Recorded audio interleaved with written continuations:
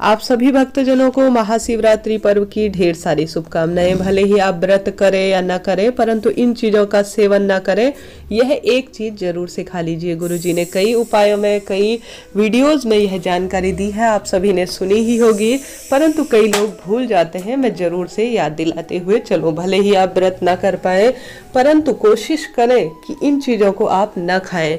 सबसे पहले नहाए खाए से शुरू करते हैं। अगर आप नहाए खाए से आरंभ कर रहे हैं तो प्याज, लहसुन, तामसिक चीजों से जो है पूर्ण रूप से, व्रत का अर्थ होता है, उपवास का अर्थ होता है उपवास, अर्थात भगवान के पास हमारा वास, हम भगवान के आसपास विराजमान होते हैं। व्रत का अर्थ तपस्या से लिया जाता है, शास्त्रों में ऐसा वर्णन है।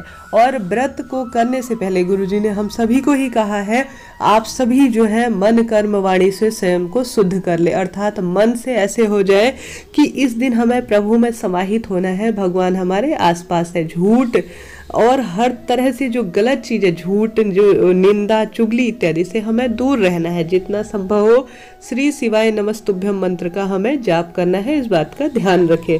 अब बारी आती है हमें पूरे दिन भर में क्या नहीं खाना चाहिए।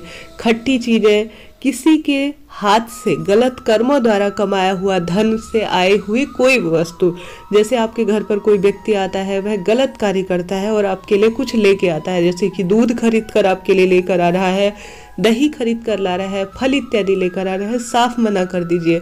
महादेव हमेशा, आप पूजा ना करें, कोई दिक्कत की बात नहीं, आप मात्र एक जल का लोटा चढ़ा रहे हैं ना, उसी से भी प्रसन्न है। परंतु कोई भी चीज व्रत के दिन, अन्य दिनों आप करते हो, आपकी इच्छा है, आपका जीवन है, आप कैसे जिए यह आपकी इच्छा पर आधारित है।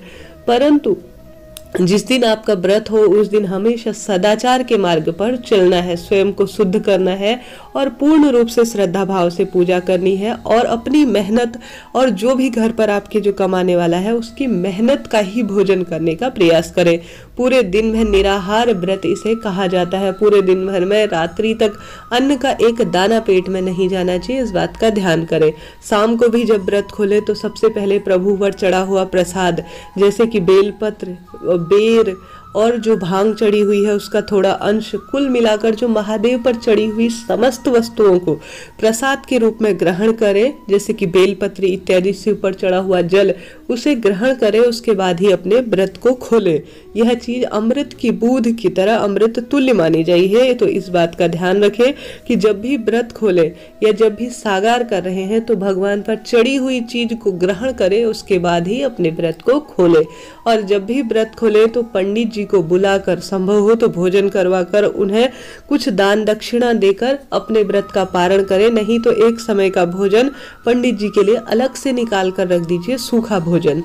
और उन्हें जो है आप सभी, जैसे कि उस सूखे अनाज में आता है गेहूं हो गए या आटा हो गया या चावल इत्यादि, जो आपके घर पर बनता है ना एक समय का भोजन, वही भोजन जो है सूखी अवस्था में कच्चे अनाज के रूप में उनके घर भिजवा दिए। उसके बाद जो है व्रत को खोलिए। कोशिश करें किसी गरीब व्यक्ति की इस दिन जो मांगने के लिए आए, महादेव किस रूप में आपकी परीक्षा लेंगे यह आप भी नहीं जानते, ना हम जानते हैं।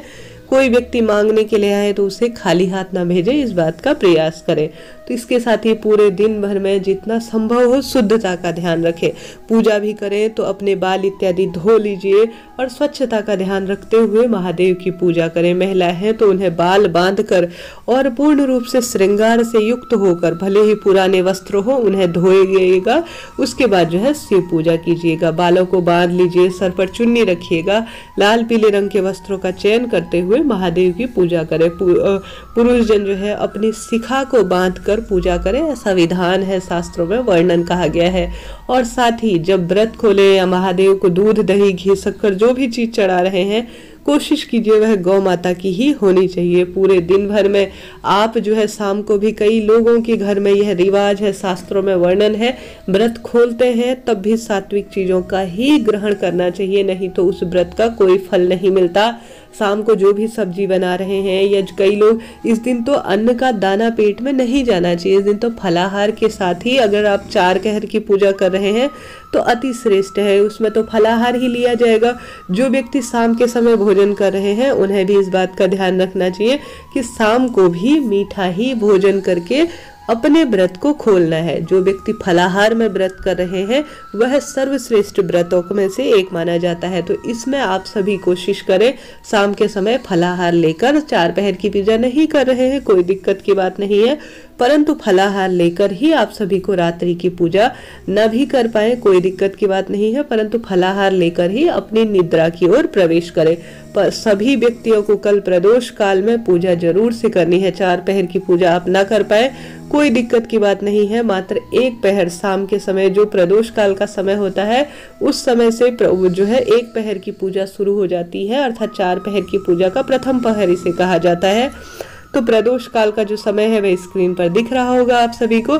इस समय जो है आप सभी को महादेव के मंदिर में जाकर, क्योंकि कल प्रदोष का व्रत है अर्थात महाशिवरात्रि के दिन, तो उस दिन आप सभी को जो है प्रथम पहर में महादेव का दूध दही घी शक्कर से, प्रथम पहर में हमेशा दूध से महादेव का अभिषेक किया जाता है। जो 4 पहर की पूजा होती है वह धर्म अर्थ काम मोक्ष को रिप्रेजेंट करती है।